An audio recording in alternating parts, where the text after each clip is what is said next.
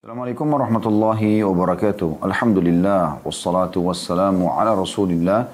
Segala puji dan puja kehadirat Allah Subhanahu wa taala, juga salawat dan taslim kepada Nabi besar Muhammad sallallahu alaihi wa ala alihi wa sahbihi wasallam. Mudah-mudahan teman-teman sekalian di hari yang mulia ini, di hari Kamis, Allah Subhanahu wa taala memberkahi sisa umur kita dan dipanjangkan di atas ketaatan dan keimanan kepada Allah Subhanahu wa taala, serta semoga seluruh kesalahan yang pernah kita lakukan dimaafkan dan diganti dengan kemahamurahan Allah menjadi pahala, serta semoga teman-teman kita yang sedang diuji oleh Allah Subhanahu wa taala dengan corona disembuhkan tanpa bekas, dijadikan sebagai pembersih terhadap dosa-dosa, dan juga Allah Subhanahu wa taala menjadikan ini tiket untuk menuju ke surga tanpa hisab. Dan juga bagi yang meninggal, semoga Allah terima sebagai syahid di jalannya, dan keluarga yang ditinggal dari orang yang dicintai bisa diberikan kesabaran dan juga diberikan pahala atas cobaan tersebut. Dan semoga Allah angkat corona ini dari negara kita tercinta Indonesia dan seluruh dunia, kita berharap secara umum. Dan semoga kehidupan kembali normal seperti apa adanya dulu ya, sebelum terjadi corona ini. Allahumma amin. Kita melanjutkan teman-teman sekalian di hari Kamis seperti biasa bedah buku kita, dan kita sudah berada di hadis-hadis yang terakhir ya. Kita berada di hadis nomor 37, dan sebagaimana kita tahu di sini ada 40 hadis ya. Jadi insyaallah sisa 4 kali pertemuan dengan hari ini kita akan tuntaskan buku ini. Semoga Allah berkahi ilmu yang sudah kita pelajari insyaallah, dan Allah mudahkan kita untuk mengamalkan. Allahumma amin. Yang lalu kita membahas hadis nomor 36, yaitu bagaimana Nabi SAW mengingatkan istrinya tercinta Aisyah radhiyallahu anha agar berhati-hati dari dosa-dosa kecil yang sering dianggap remeh, sehingga akhirnya mendatangkan cobaan dari Allah Subhanahu wa taala. Dan sudah panjang lebar kita jelaskan tentang masalah itu, saya tidak ulangi lagi, dan semoga Allah Subhanahu wa taala memaafkan seluruh kesalahan-kesalahan yang pernah kita lakukan, sengaja atau tidak sengaja, dengan izinnya. Allahumma amin. Baik, kita akan masuk teman-teman hadis nomor 37 pada kesempatan ini, dan ini masih berhubungan dengan pembentukan karakter muslimah ya. Yang berbunyi dari Abu Hurairah radhiyallahu anhu, dia berkata, ja'at imra'atun biha lamamun ila Rasulillah sallallahu alaihi wasallam faqalat ya Rasulullah ud'u Allah li, qala in syi'ti da'awtu Allah fashafaki wa in syi'ti sabarti wala hisaba alayki, qalat bal asbiru wa ahtasib. Hadis ini teman-teman sekalian berarti, atau terjemahannya, ada seseorang wanita atau perempuan, kata Abu Hurairah radhiyallahu anhu, yang menderita lamam, dan lamam ini penyakit gila ringan ya. Datang kepada Rasulullah SAW, kemudian perempuan tadi berkata, wahai Rasulullah, berdoalah kepada Allah untukku. Maka beliau bersabda, jika kamu mau, aku akan berdoa kepada Allah sehingga dia menyembuhkanmu. Dan jika kamu mau, kamu bersabar, maka tidak ada hisab atasmu. Dia berkata, kalau begitu, aku akan bersabar dan mengharapkan pahala dari sisi Allah Subhanahu wa ta'ala. Hadis ini riwayat Bukhari dan Muslim. Riwayat Bukhari nomor 10 atau jilid 10 halaman 99, dan Muslim di nomor 2756. Di dalam hadis nomor 37 ini, penulis tidak menambahkan syarah atau penjelasan apapun, maka kita akan coba korek insyaallah hikmah-hikmah yang bisa kita ambil dari hadis yang mulia ini. Secara umum dulu maknanya, bagaimana para sahabat Nabi Ridwanullah alaihim, baik laki-laki dan perempuan, betul-betul menyadari tentang kedudukan Nabi SAW. Sampai-sampai apa saja yang mereka rasakan, yang mereka hadapi, mereka mendatangi Nabi SAW. Dan itu adalah hal yang sangat baik. Karena dia atau Nabi SAW adalah utusan Allah Subhanahu wa taala dan tidak mungkin salah ya. Sehingga mereka dapat panduan yang benar ya dari Allah Subhanahu wa taala. Itu yang perbuatan terbaik yang mereka lakukan. Kita sering temukan ada sahabat yang melakukan dosa karena kelalaian ya. Ada sahabat pernah mencium seorang wanita, ada sahabat pernah melakukan hubungan biologi suami istri tapi di siang hari Ramadan. Ada sahabat yang pernah melakukan dosa yang sampai pada tingkat harus ada had ya, hukuman fisik pada dia. Kemudian dia ikut sholat bersama Nabi SAW. Mereka mengeluhkan. Ada sahabat yang punya utang, ada sahabat yang punya penyakit, ada segala macam hal. Mereka datang kepada Nabi SAW. Dan ini kemuliaan sebenarnya ya. pada diri para sahabat tersebut ridwanullah alaihim, bagaimana mereka betul-betul memposisikan Nabi SAW sebagai utusan Allah dan mereka memaksimalkan itu. Dan itu satu hal yang sangat baik. Satu hal yang sangat baik. Di antaranya sikap wanita ini. Bagaimana dia tertimpa lamam, ya, atau terjemahnya lebih tepat, seperti orang yang sering lupa ingatan, ya, orang yang kadang-kadang sering linglung, ya, seperti itulah kurang lebih. Kemudian dia mengeluhkan itu kepada Nabi sallallahu alaihi wasallam. Ada hadis yang serupa dengan ini, tapi menjelaskan juga sama riwayat Bukhari. Seorang wanita datang kepada Nabi SAW, tapi dia kena penyakit ayan, ya, epileps, ya. Kemudian dia menyampaikan kepada Nabi SAW, ya Rasulullah, sebenarnya kalau ini datang kepada saya betul-betul mengganggu gitu, ya. Maka berdoalah kepada Allah agar Allah menyembuhkanku. Maka di hadis itu dan hadis ini mirip. Nabi SAW berkata kepada hadis wanita yang kena penyakit ayan itu, dan hadis tentang wanita yang kena lamam atau penyakit, ya, tadi lupa ingatan atau setengah gila, ya, mungkin kurang lebih begitu yang terjemahan. Atau disilakan dengan gila ringan gitu kan, dalam terjemahan buku yang saya baca terjemahnya, tapi saya lebih cenderung mengatakan sering linglung, lupa ingatan, bingung, ya. Maka keduanya ini dalam dua riwayat yang berbeda meminta kepada Nabi SAW agar memohon kepada Allah menyembuhkan mereka, ya. Lalu jawaban Nabi SAW mirip. Kata Nabi SAW kepada keduanya di kedua waktu dan orang yang berbeda, kalau, ya, kau mau, saya akan berdoa kepada Allah agar Allah sembuhkan penyakitmu. Tapi kalau kau mau bersabar, maka bagimu surga. Maka sahabat ini mengatakan, kalau begitu aku bersabar dan mengharapkan pahala. Khusus penyakit lamam, riwayat yang sedang kita bahas, itu hanya sampai di situ saja. Tidak ada tambahan apa-apa. Tapi dalam riwayat tentang wanita yang penyakit ayan, itu ada tambahan. Dia mengatakan, tapi ya Rasulullah, setiap kali kambuh penyakit saya ini, seringkali saya tidak sadarkan diri dan terbuka aurat saya. Maka mohonlah kepada Allah minimal jangan terlihat aurat saya. Maka Nabi SAW pun mendoakan dia seperti apa yang dia minta. Tapi penyakitnya tidak hilang dari dia. Ya, seperti itu kurang lebih. Nah ini kedudukan para sahabat bagaimana mereka memahami masalah ini. Baik. Yang lain teman-teman sekalian, yang bisa kita ambil secara umum dulu dari hadis, ya, yaitu tentang masalah bagaimana kedudukan doa itu sendiri, ya. Dan bagaimana para sahabat memahami masalah itu. Mereka bukan mendahulukan obat. Mereka bukan datang kepada Nabi SAW mengatakan, ya Rasulullah, saya sakit, berikan saya obat, pandu saya ke obat apa, ya, ke tabib siapa gitu. Tapi mereka langsung mengatakan, ya Rasulullah doakan saya. Ini berarti memberikan pelajaran kepada kita bagaimana para sahabat betul-betul mendahulukan memohon kepada Allah Subhanahu wa taala berdoa daripada pengobatan medis, ya. Dan ini hal yang harus didahulukan oleh kaum muslimin. Dan ini sudah kami singgung di bahasan tentang masalah ruqyah syar'iyah. Bagaimana kita mendahulukan membaca ayat-ayat Al-Quran, berzikir, membaca doa-doa yang diajarkan Nabi SAW, berdoa secara pribadi minta Allah sembuhkan. Itu didahulukan daripada pengobatan medis. Contoh misal, sebelum Anda ke dokter, Anda lagi mau berobat. Maka usahakan sebelum ke dokter tersebut, Anda sudah berdoa kepada Allah SWT. Ya Allah sembuhkan saya. Atau kita mengatakan, ya Allah jadikan dokter ini dan resep akan diberikan penyebab saya sembuh. Maka insya Allah akan sembuh. Yang jadi masalah teman-teman dari kaum muslimin umumnya, mereka menomor sekiankan, ya, hubungan dengan Allah Subhanahu wa taala.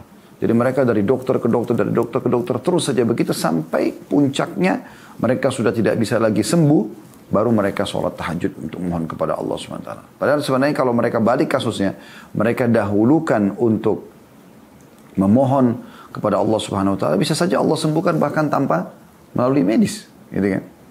Tentu medis bagian daripada ikhtiar dan kita akan singgung nanti masalah itu insya Allah, ya. Tetapi jangan lupa doa. Kita disuruh berdoa teman-teman sekalian sebelum melakukan aktivitas. Sebelum terjadi musibah, gitu kan.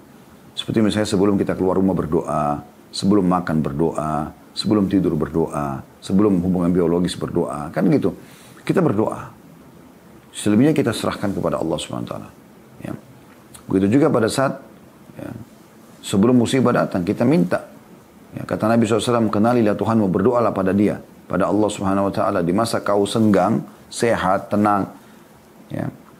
Dan dia pasti akan mengenalimu di saat kau sedang sulit. Jadi memang kita justru sebelum musibah datang, sebelum penyakit datang, kita berdoa kepada Allah SWT. Dalam zikir pagi petang selalu kita mengatakan Allah minasarukal afwa wal afiyah. Ya Allah, aku mohon kepadamu keselamatan, kesehatan. Kita minta itu. Di antara doa Nabi SAW, Allahumma inni a'udzubika min zawali ni'amik. Ya Allah, aku berlindung kepadamu dari teralihkannya, hilangnya nikmat yang sedang kau berikan kepadaku. Wa tahawuli afiyatik, dan beralihnya kesehatan kepada penyakit. Wa fujaati niqmatik, dan tiba-tibanya hukumanmu datang. Wa jami'i sakhatik, dan semua kemurkahanmu. Ya. Jadi ini kita harus perhatikan baik-baik bagaimana Islam dan syariat mengajarkan kita melalui Nabi Muhammad SAW yang mulia, bagaimana kita mendahulukan hubungan dengan Allah Subhanahu Wa Taala. Karena kalau kita sakit, yang ciptakan kita Allah, yang ciptakan penyakit Allah, yang bisa menghilangkan juga hanya Allah, maka kembali kepada Dia. Ya. Dan orang mukmin selalu bersangka baik kepada Allah Subhanahu Wa Taala.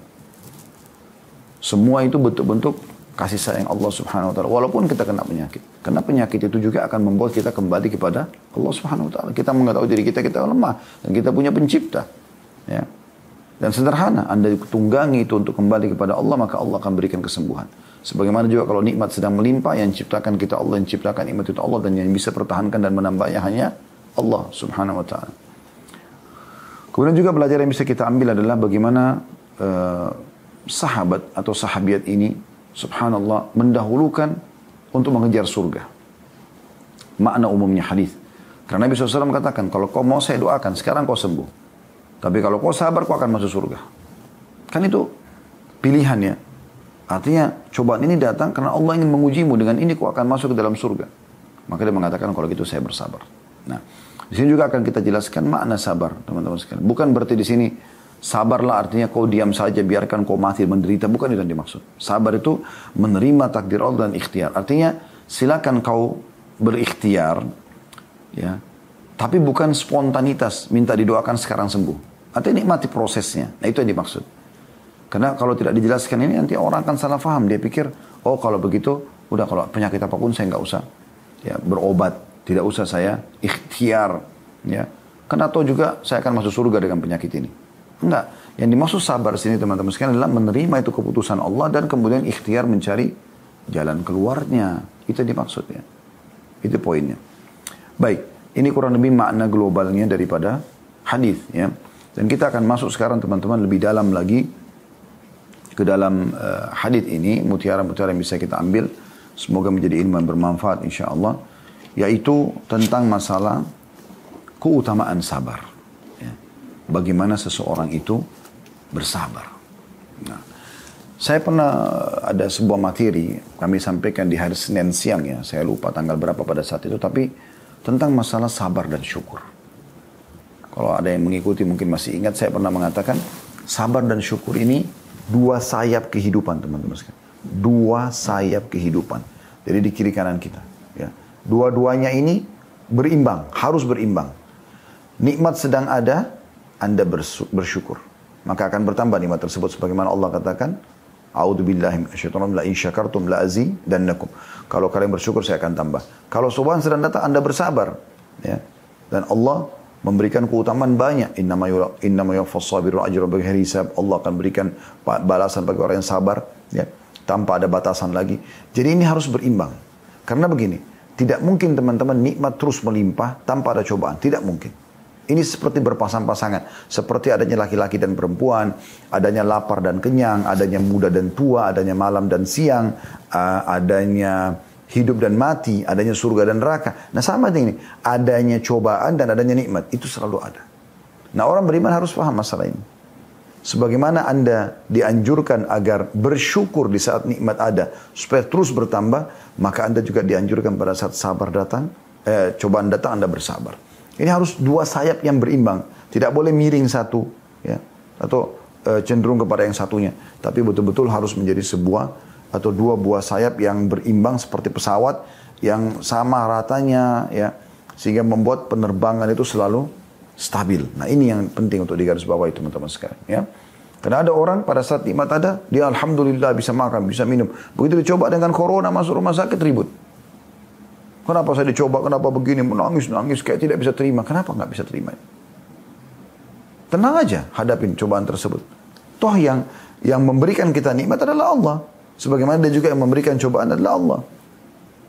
Maka Allah sedang menguji kita dengan cobaan. Kita mau sabar gak sih? Kita terima gak sih? Kita sama gak iman dan amal soleh kita kepada Allah di saat nikmat sedang ada dan sedang cobaan sedang ada. Orang-orang beriman yang memahami masalah ini teman-teman, dia akan selalu menyamakan itu. Ya. Bagaimana nikmat sedang ada dia bersyukur, bagaimana cobaan datang dia bersabar. Nah ini penting. Tapi garis bawah ya, sabar di sini bukan duduk manis dan tidak ikhtiar. Itu keliru. Tapi bagaimana dia menerima keputusan Allah itu, misalnya Anda bangun pagi flu, Anda terima sebagai keputusan Allah. Anda demam, Anda diuji sama Allah, tiba-tiba sehat tapi corona misalnya. Anda terima itu, keputusan Allah SWT. Semoga Allah selamatkan kita. Tapi ini kalau datang, oh ini Allah lagi uji saya. Kita terima, sambil kita ikhtiar. Ya, isolasi mandiri misalnya, kita ikhtiar minum obat, kita meningkatkan imun tubuh kita, dan seterusnya. Ya. Nah itu yang dimaksud dengan sabar. Jadi, dua hal ini harus betul-betul difahami. Baik, kita coba dengarkan teman-teman sekalian dalil-dalil syar'i tentang masalah sabar ini, karena kita sedang membahas masalah sabar ya. Bagaimana dia memang di dalam syariat kita ini disebutkan oleh Allah Subhanahu wa taala berulang-ulang dalam ayat Al-Qur'an. Anda bisa lihat misalnya dalam surah Al-Baqarah, surah nomor 2 ayat 177 ya. Sekali lagi Al-Baqarah 177 surah nomor 2. Potongan ayatnya Allah SWT mengatakan, A'udzubillahi minasyaitonir rajim, was-sabirina fil ba'sa'i wad-dharra'i wa hinal ba's, ulaika alladziina shadaqu wa ulaika humul muttaqun. Ya. Yang artinya dan orang-orang yang sabar dalam kesempitan, penderitaan dan dalam peperangan, mereka itulah orang-orang yang benar imannya dan mereka itulah orang-orang yang bertakwa. Jadi kita lihat di sini teman-teman sekalian, Allah Subhanahu wa taala memastikan dalam ayat ini akan ada cobaan datang. Dan orang yang sabar di cobaan tersebut, ya, dia tidak banyak berkeluh kesah. Dia cuma bicara pada ahlinya, misalnya seorang dokter. Ada orang subhanallah flu, satu dunia tahu kalau dia flu. Maksudnya ini tanda kutip ya, bahasa kiasan saja. Artinya dia berkeluh kesah, saya flu, saya begini, saya begitu, saya sakit kepala. Untuk apa semua orang disampaikan? Manfaatnya apa? Kecuali Anda minta didoakan, doakan ya saya lagi sakit, itu lain. Tapi kalau Anda berkeluh kesah, seakan-akan tidak bisa menerima apa yang sedang Allah berikan kepada Anda, ini sulit. Anda kalau kerja di perusahaan, lalu kemudian Anda dibebankan satu pekerjaan, lalu Anda berkeluh kesah, pemilik perusahaan akan keluarkan Anda. Mungkin dia lagi uji Anda dengan itu, kemudian nanti dia akan naikkan jabatan Anda, kan gitu. Kan biasa begitu. Mungkin kalau ada yang ikuti acara kita nih, para pemilik perusahaan, mungkin Anda tidak asing dengan metode ini kan. Biasanya mungkin Anda ingin menguji orang ini, loyalitasnya ya kepada perusahaan besar gak? Maka diuji dengan beberapa ujian, diberikan beban pekerjaan, diberikan ini. Kalau kita lihat ternyata dia responnya baik, dia tulus, ya, dia bisa menjaga nama baik perusahaan, mungkin dia akan diberikan jabatan ataupun bonus-bonus, kan seperti itu. Ya. Berapa kali Umar bin Khattab radhiyallahu anhu menguji beberapa orang yang dia akan tunjuk menjadi gubernur di wilayah-wilayah kaum muslimin. Setelah diuji, Umar bin Khattab pastikan baik, lalu kemudian ditugaskan seperti itu. Ya. Jadi saya ulangi lagi, Allah SWT mengatakan, dan orang-orang yang sabar dalam kesempitan. Kesempitan apapun, ya. Kesempitan harta, ya. Kemudian penderitaan. Jadi orang-orang yang menderita, Anda lihat orang dalam keadaan miskin, sakit 10 tahun, 20 tahun, penderitaan. Dan dalam peperangan, meninggalkan keluarga, meninggalkan pekerjaan, kemudian pergi medan perang, setiap saat bisa disiksa oleh musuh. Ya kalau ditembak langsung mati. Tapi kalau dipotong kupingnya, disiksa, dibakar kakinya, dipotong kakinya, dan seterusnya. Banyak hal yang bisa terjadi. Tapi dia bersabar. Mereka itulah orang-orang yang benar imannya, kata Allah SWT.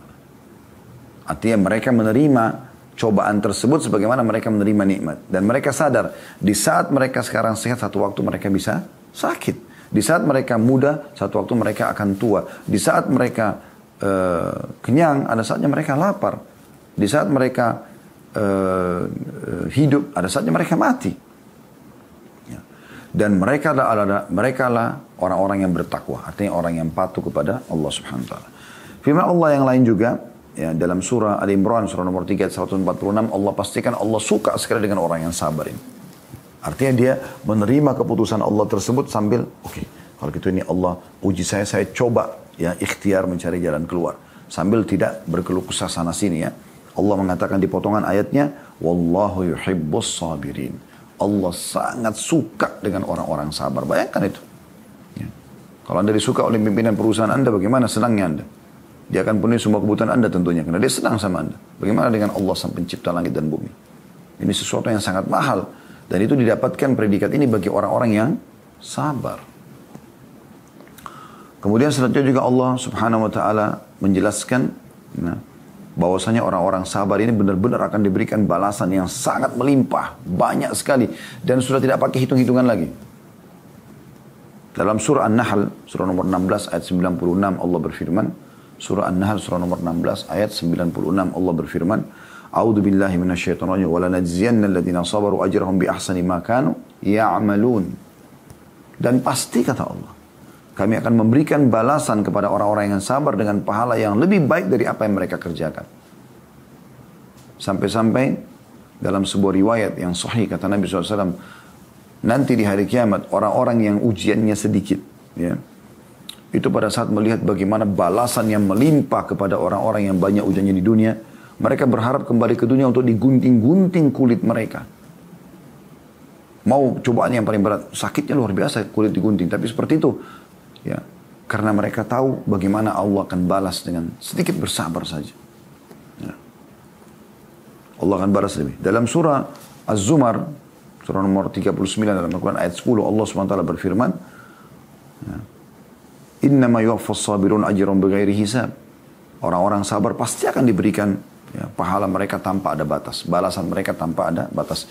Di dunia akan diberikan dari kesabaran dia, ada buahnya pasti. Berapa banyak orang sabar dalam rumah tangganya. Kemudian Allah subhanahu wa ta'ala berikan dia anak yang saleh dan salihah. Kemudian Allah bukakan pintu-pintu rezeki. Pada saat dia meninggal pasangannya atau cerai, Allah gantikan dengan orang yang lebih baik. Banyak kasus terjadi. Ya, banyak kasus terjadi. Orang tidak dizalimi di perusahaannya, dia bekerja, kemudian tidak diberikan haknya. Kemudian dia keluar, lalu dia bersabar, sudahlah, tidak apa-apa. Gitu. Nanti Allah akan gantikan. Allah pasti gantikan. Pasti Allah akan berikan dia ya, pengganti yang lebih baik daripada itu. Apalagi kalau dia hubungkan dengan kalimat istirja. Ini penting ya. Sebagaimana Allah sebutkan dalam Al-Baqarah ya, 155 tentang orang yang diuji sama Allah Subhanahu wa taala ya. Bagaimana mereka mengatakan kalimat istirja, inna lillahi wa inna ilaihi raji'un. Allah mengatakan a'udzubillahi minasyaitonir alladzina idza asabathum musibatun qalu inna lillahi wa inna ilaihi raji'un. Mereka yang kalau diberikan cobaan atau ujian oleh Allah, mereka mengatakan kami milik Allah, kami akan kembali kepada Allah. Ya. Maka ini Allah Subhanahu wa taala sebutkan keutamaannya di lanjutan ayatnya. Alladzina idza asabathum musibatun qalu inna lillahi wa inna ilaihi raji'un ulaika alaihim salatu min rabbihim wa rahmah. Mereka akan mendapatkan kasih sayang Allah, rezeki Allah, jalan keluar dari Allah. Ya. Dan mereka orang yang mendapatkan petunjuk. Mereka punya kedudukan tersendiri. Kemudian juga bagaimana nanti ahli surga ya, disebutkan dalam Al-Quran surah Ar-Ra'd surah nomor 13 ayat 23 sampai 24. Kalau sambutan-sambutan para malaikat nanti di surga itu justru dihubungkan dengan masalah kesabaran selama di dunia. Ya. Sebagaimana Allah sebutkan, a'udzubillahi minasyaitonir surah Ar-Ra'd, wal malaikatu yadkhuluna 'alaihim min kulli babin salamun 'alaikum bima sabartum fa ni'ma 'uqbad dar. Ya. Jadi pada saat mereka sudah masuk surga, maka malaikat pada masuk dari pintu-pintu gerbang istana mereka sambil mengatakan, ya, keselamatan buat kalian atau selamatlah buat kalian ya. Selamat, selamat. Biasanya orang kalau sukses kan begitu. Terhadap apa yang telah kalian sabari, ya. Dan ini sebaik-baik tempat kembali, ya. Dan ini berarti menandakan orang-orang sabar itu luar biasa, teman-teman sekalian.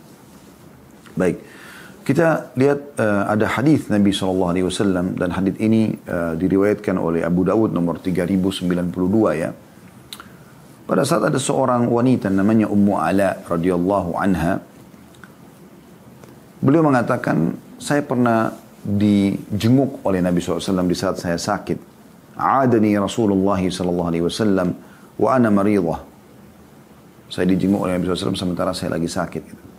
Faqala abshiri ya Ummu Ala. Terima berita gembira wahai Ummu Ala. Ini yang Nabi SAW ucapkan pada saat melihat wanita ini sedang sakit. Fa inna maradul muslimi yudhibu Allahu bihi khatayahu kama tudhibun naru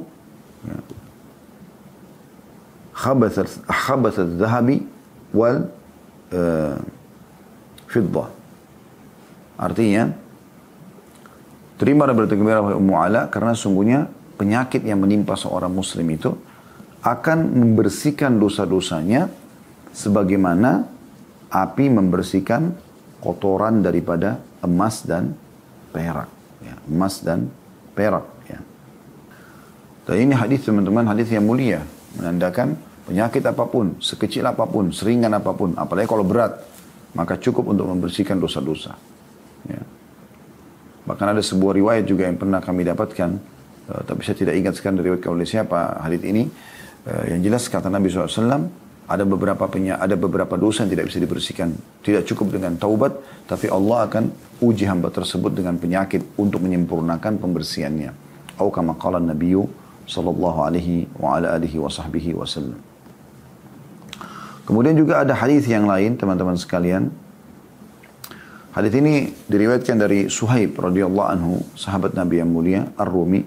Sesungguhnya Rasulullah SAW bersabda, saya langsung ke terjemahan saja, Allah itu takjub, ya, atau sungguh menakjubkan perkara orang mukmin. Bukan Allah takjub, sungguh menakjubkan perkara orang mukmin, karena semua perkaranya baik. Ajaban di amri mukmin, kullu amrahu khair. Ya. Kalau dia diberikan kenikmatan, ina sabahu sarra syakr. Kalau dia diberikan cobaan, maka dia bersabar. Wa ina sabahu dharra sabar. Ya. Dalam beberapa riwayat dikatakan wala yakunu dzalika illa lil mu'min. Itu tidak mungkin dimiliki kecuali orang beriman saja. Jadi kalau dia diberikan nikmat, alhamdulillah. Dia diberikan cobaan, sabar. Bahkan lisan juga masih bisa mengatakan alhamdulillah. Alhamdulillah ala kulli hal. Teman-teman, poin penting ya dalam masalah ini. Makin berat sebuah cobaan yang ada di depan mata Anda, maka yakinlah teman-teman, di ujung daripada permasalahan tersebut ada sesuatu yang Allah janjikan buat Anda. Makin berat, makin besar juga di sana balasannya. Pasti itu. Karena karena Nabi SAW mengatakan inna idhamal ajri ma'idhamal bala. Sesungguhnya besarnya balasan sesuai dengan kadar besarnya dosa. Cobaan. Sekali lagi saya ulangi, sesungguhnya besarnya balasan dari Allah, ya, kebaikan-kebaikan akan diberikan, itu sesuai dengan kadar besarnya cobaannya. Jadi makin berat, maka di ujung sana senyum teman-teman sekalian. Senyum. Cobaan datang, alhamdulillah. Berarti ada sesuatu yang Allah janjikan nih. Fahami itu. Jadi Allah tidak menguji hambanya begitu saja. Kalau manusia mungkin bisa saja menguji orang, hanya menguji kesetiaannya atau apa. Tapi Allah SWT tidak begitu. Allah akan berikan balasan yang luar biasa. Kemudian teman-teman sekalian, hadis selanjutnya itu diriwayatkan oleh Abu Sa'id atau Sa'id bin Abi Waqqas radhiyallahu anhu. Beliau mengatakan, aku pernah bertanya wahai Rasulullah, siapa orang yang paling berat cobaannya? Man asyaddun nasi bala'an. Maka kata Nabi SAW, al-anbiya, para nabi-nabi, ya. Thummal amsal fal amsal, kemudian orang yang mendekati para nabi-nabi tersebut. Jadi akan ada cobaan-cobaan yang datang. Jadi kan, misalnya orang yang biasa tidak terlalu dekat sama Allah, sakitnya mungkin cuma 3 hari. Mungkin orang beriman bisa 1 minggu. Orang yang dekat dengan Allah SWT bisa 10 hari. Ya. Kemudian kata Nabi SAW, apabila agamanya kuat, imannya kuat, maka cobaannya juga berat. Dan apabila dalam agamanya ada kelemahan, maka dia akan diuji menurut dengan agamanya. Tidaklah cobaan menyusahkan seseorang hamba sehingga ia meninggalkan bumi ini, mati. Ya. Dan tidak ada satupun dosa pada dirinya. Hadis ini, ya, kalau tadi hadis tentang masalah mengagungkan perkara orang mukmin itu riwayat Imam Muslim yang jadi 8 halaman 125. Kalau hadis yang baru saya bacakan Sa'id bin Abi Waqqas radhiyallahu anhu ini, itu diriwayatkan Tirmidzi nomor 1509, Ibnu Majah 4023, Ad-Darimi jilid 2 halaman 320, dan masih ada perawi-perawi yang lain, ada Imam Ahmad juga, ya. Tapi yang jelas teman-teman sekalian, ini hadis yang mulia sekali. Bagaimana Nabi SAW menggambarkan memang orang mukmin akan diuji. Dan ujian ini sebenarnya bentuk kasih sayang Allah Subhanahu Wa Taala kan.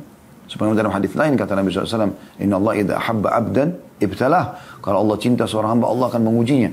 Ujian ini sebenarnya bukan bentuk sisaan kepada dia. Bukan.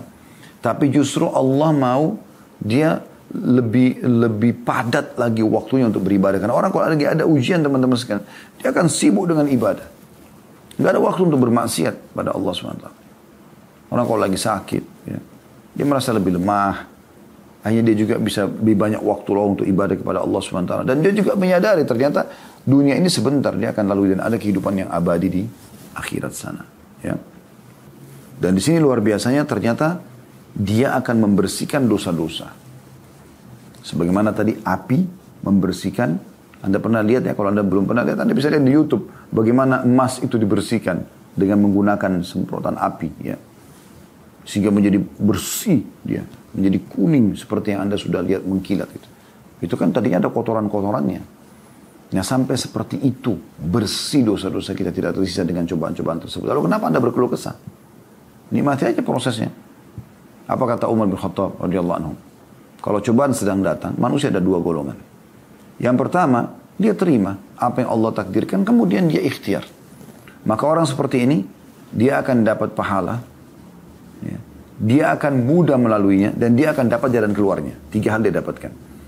Dengan dia bersabar, lagi sakit misalnya, lagi flu, lagi di zalim oleh orang, digunjing, difitnah, segala macam lah. Yang semua manusia mungkin melalui dalam hidupnya. Ya. Kemudian dia sabar. Udah, Allah lagi uji saya.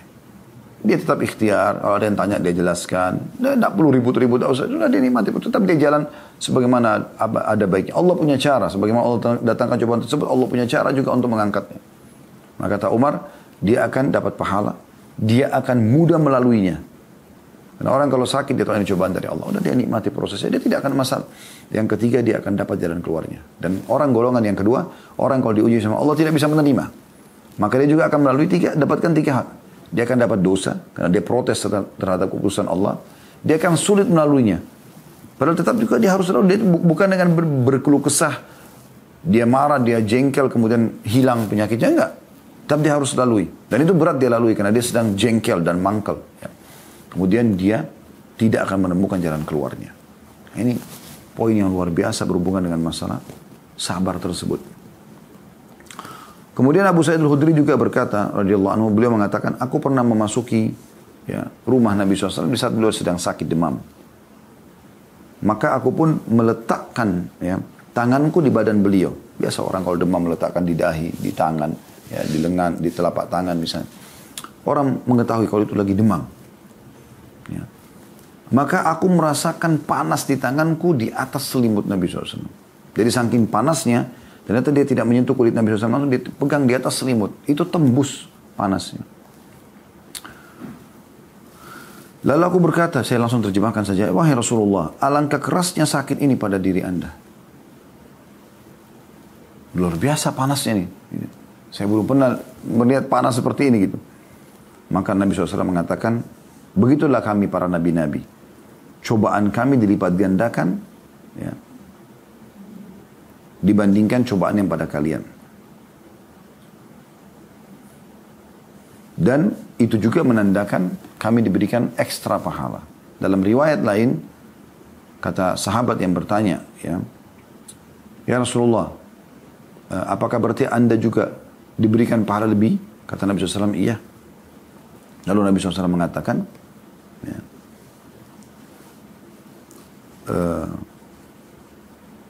atau dalam riwayat ini, kata Abu Sa'id Al-Khudri radhiyallahu anhu, ya Rasulullah, siapa orang yang paling berat cobaannya? Kata Nabi SAW, para nabi-nabi. Aku bertanya, wahai Rasulullah, kemudian siapa? Kata Nabi SAW adalah orang yang mendekati para nabi-nabi tersebut. Ya. Dan mereka akan diuji, atau orang-orang saleh, mereka akan diuji sampai-sampai salah seorang di antara mereka tidak mendapatkan kecuali tambalan mantelnya yang robek, yang dia himpun, kumpulin saja dari sobekan-sobekan kan lalu ditempel. Dan apabila salah seorang di antara mereka sungguh merasa senang karena cobaan, sebagaimana salah seorang di antara kalian senang karena kemewahan. Jadi artinya, tapi orang-orang beriman itu, cobaan itu membuat mereka senang. Sebagaimana orang kalau yang Diberikan nikmat melimpah, dia senang juga dapat nikmat tersebut. Sampai pada level itu. Orang-orang beriman itu sangat menikmati walaupun cobaan datang. Bukan dengan keluh kesah. Mereka sambut dengan senyum. Karena dia tahu Tuhannya sedang melihat dia. Hadis ini diriwayatkan Ibnu Majah nomor 4024 dan Al-Hakim jilid 4 halaman 307. Ya. Kemudian juga ada hadis dari Abu Hurairah radhiyallahu anhu. Ya.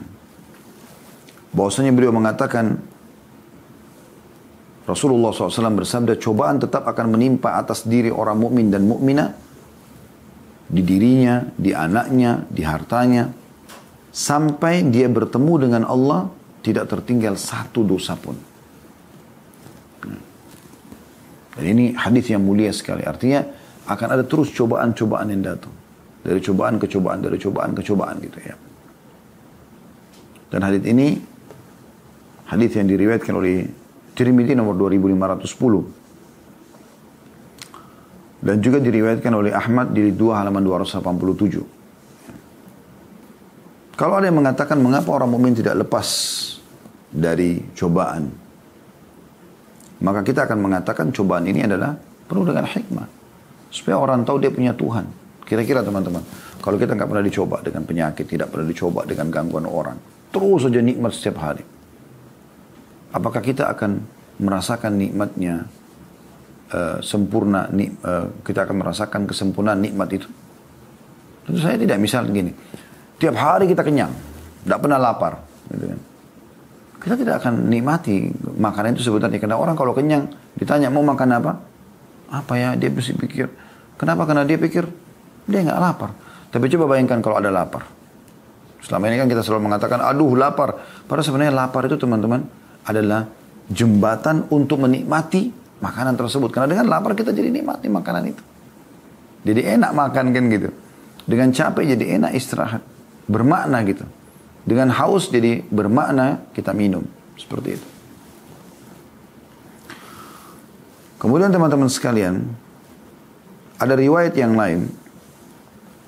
Dari Abu Sa'id al-Khudri juga radhiyallahu anhu, beliau mengatakan bahwasanya Rasulullah SAW bersabda, tidaklah seorang mukmin ditimpa sakit, letih, demam, sedih, sampai kekhawatiran yang mengusiknya. Khawatir aja. Ya. Melainkan Allah akan mengampuni kesalahan-kesalahannya dengan itu. Tapi tergantung kadar besar dan atau berat dan ringannya ya. Semua itu dalam riwayat lain, akan riwayat Imam Muslim juga dikatakan, bahkan duri yang menusuk tubuhnya cukup untuk menjadi pembersihan terhadap dosa-dosanya. Jadi ini luar biasa gitu. Cuma kuncinya sabar. Ya. Sabar teman-teman. Sabar ini sudah saya katakan ikhtiar.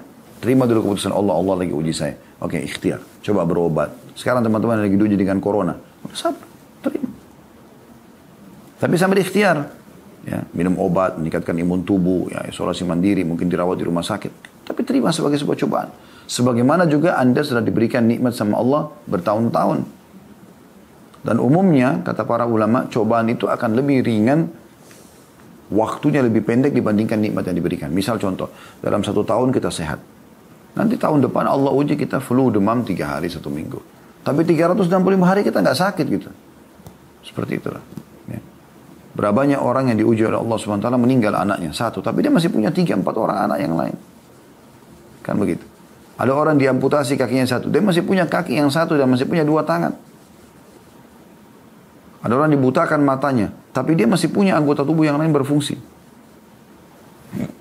Ada orang yang meninggal ibunya, ayahnya masih ada. Meninggal ayahnya, masih ada ibunya. Ada orang meninggal kedua orang tuanya, masih ada saudara-saudaranya. Dan seterusnya. Ya, jadi ini hal yang luar biasa yang harus kita ketahui. Ya. Umar bin Khattab pernah berkata dalam sebuah statement yang menarik. Dia mengatakan, kehidupan yang paling baik ialah apabila kita mengetahui dengan berbekal dengan kesabaran. Kehidupan yang paling baik adalah bila seseorang berbekal dengan kesabaran. Itu berarti orang itu paham benar tentang makna kehidupan. Dia bersabar ya, dari cobaan-cobaan yang ada. Itu poinnya. Dan beliau mengatakan seandainya orang yang sedang diuji mengetahui pahala yang dijanjikan oleh Allah SWT terhadap cobaan tersebut, ya, maka dia pasti akan berusaha untuk bersabar. Dalam riwayat Atha bin Abi Rabah, dia berkata Ibnu Abbas pernah berkata kepadaku, maukah aku tunjukkan kepadamu seorang wanita penghuni surga? Nah ini hadis tentang penyakit ayan ya. Wanita yang berkulit hitam mendatangi Rasulullah SAW seraya berkata, sungguhnya aku sakit ayan dan auratku terbuka, sering tersingkap. Maka berdoalah bagi diriku supaya aku sembuh. Maka Nabi SAW mengatakan, apakah kalau kau berkehendak aku akan doakan. Tapi kalau kau bisa bersabar bagimu surga. Dan apabila engkau menghendaki, ya, lalu perempuan itu mengatakan, aku akan bersabar. Lalu wanita itu mengatakan, sesungguhnya auratku terbuka ya Rasulullah. Minimal doakan agar jangan terbuka auratku kalau sedang kambuh. Maka Nabi SAW pun mendoakan untuk dia. Dan hadits ini diriwayatkan oleh Bukhari, jadi 7 halaman 150. Ya. Ini poin penting untuk digarisbawahi. Demikian pula teman-teman sekalian, dengan hadis tentang masalah orang yang dibutakan matanya oleh Allah SWT. Kata Nabi SAW, Allah berfirman dalam hadis Qudsi, aku tidak menguji ya, hambaku dengan mengambil kedua yang dia cintai, maksudnya kedua matanya, kecuali aku balas dengan surga. Dan sekian banyak dalil ya, yang kita bisa temukan dalam masalah-masalah seperti ini. Ya. Intinya teman-teman, bagaimana kita bersabar dalam masalah-masalah cobaan yang ada. Kemudian juga dari sisi yang lain, ya, kita perlu garis bawahi teman-teman sekalian, hadis ini walaupun berbunyi, ya, yang mengatakan tadi, ya Rasulullah doakan saya, gitu kan. Maksudnya dia mau ini Nabi berdoa karena ini Nabi pasti langsung mustajab ini, bisa sembuh di saat itu juga. Itu yang diinginkan oleh wanita ini tadi. Makanya Nabi SAW tawarkan, kalau kau mau saya doakan sekarang bisa, langsung sembuh nih. Spontan di saat sekarang. Tapi kalau kau sabar, maksudnya nikmati prosesnya sambil ikhtiar berobat, maka aku bagimu surga. Bukan sini sabar sekali lagi, udah terima aja, gak usah ikhtiar apa-apa, enggak, bukan itu. Sebagaimana sudah kita jelaskan tadi ya. Maka di sini ada juga hukum berobat melalui proses ya. Syekh Utsaimin rahimahullah menjelaskan bahwa hukum berobat adalah wajib jika meninggalkannya akan menimbulkan bahaya bagi tubuh. Seseorang yang terkena penyakit kanker misalnya, maka dengan izin Allah Ta'ala jika anggota tubuh yang mengandung kanker tersebut dibuang, maka anggota tubuh yang lain akan selamat. Akan tapi jika tidak dibuang, maka kanker tersebut akan menyebar dan menjalar ke seluruh tubuh sehingga dapat membahayakan anggota tubuh lainnya. Oleh karena itu, membuang anggota tubuh yang mengandung sel-sel kanker tersebut ya adalah obat yang bermanfaat. Sehingga dalam hal ini memotong atau membuang sebagian anggota tubuh untuk menyelamatkan anggota tubuh lainnya hukumnya wajib. Ini kata beliau ya. Ada saatnya. Kemudian juga ada hal lain yang perlu digarisbawahi ya. Kalau seseorang itu sifatnya berobat dalam arti kata dia melihat penyakitnya ringan misalnya flu, demam bagi dia ya. Dia sudah terbiasa melalui dan dia biasa juga cuman minum herbal, minum teh hangat, dia istirahat cukup lalu dia sembuh dan dia anggap itu adalah mu'alajah itu obat dia itu boleh saja. Dan ini hukumnya sunnah, bukan kewajiban. Tapi di saat dia kena penyakit dan vonis dokter sudah jelas kalau tidak berobat dia akan bisa mencelakakan dirinya misalnya. Maka di situ wajib dia untuk berobat. Ya. Dan Nabi SAW mengatakan Allah tidak menurunkan penyakit kecuali Allah sudah turunkan obatnya, maka berobatlah wahai hamba-hamba Allah. Disuruh ikhtiar ya, oleh Nabi SAW. Dan bagaimana juga beliau SAW menunjukkan itu. Beliau berobat ya. Beliau berobat. Beliau pernah sebelum meninggal alaihissalatu wassalam, beliau merasa demam yang sangat luar biasa ya. Lalu pada saat itu beliau pun meminta agar didatangkan air yang diguyurkan ke tubuh beliau SAW sebagai bentuk ikhtiar berobat. Jadi obat ini juga tidak harus fisik obat, tapi bisa berobat dengan cara yang dibolehkan dalam agama. Yang penting teman-teman sekarang harus digarisbawahi hadits Nabi SAW, Allah tidak memberikan kesembuhan kalian pada hal-hal yang ia haramkan.